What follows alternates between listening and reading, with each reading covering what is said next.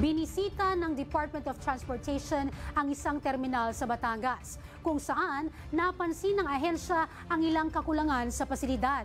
Nagbabalik si Jap Regala, una sa balita. Sinita ni Department of Transportation Acting Secretary Giovanni Lopez ang pamunuan ng Batangas City Grand Terminal. Yan ay kasabay ng kanyang pag-iinspeksyon sa Batangas Port bilang paghahanda sa undas, alinsunod sa direktiba ni Pangulong Ferdinand R. Marcos Jr. na gawing mas maginhawa at komportable ang pagbiyahe ng mga pasahero. Sa pagbisita, unang napansin ni Acting Secretary Lopez ang kakulangan ng pasilidad para sa volume ng pasahero. Dito'y pinuna ni Lopez ang kulang na upuan sa waiting area. May pamantayan po tayo. Parang ito, ang init. Hindi ba kayo baka lang ano. Again, for the convenience of the passengers. Di ba po? Walang electric fan. Average daily traffic, 17.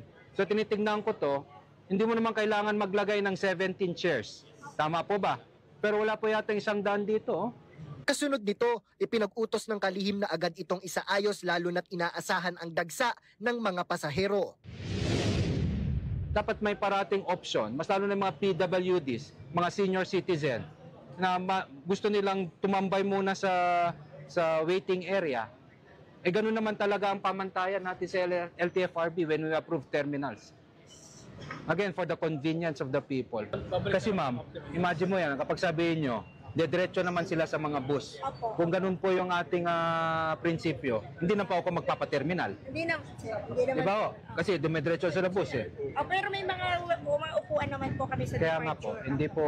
Meron naman po naka-align na upuan. Sayusin na lang po natin. Sinuri rin ng kalihim ang mga palikuran ng terminal para matiyak na malinis itong magagamit ng mga pasahero. Ininspeksyon din niya ang mga gulong at fire extinguisher ng mga bus, habang kinumusta rin ng kalihim ang ilang mga pasahero at inalam ang kanilang sitwasyon. Nangako naman ang pamunuan ng naturang bus terminal na aayusin at susundin ang mga direktiba ng kalihim. Pag-aaralan din ng Land Transportation Franchising and Regulatory Board ang compliance ng terminal kaugnay sa pag-ooperate nito.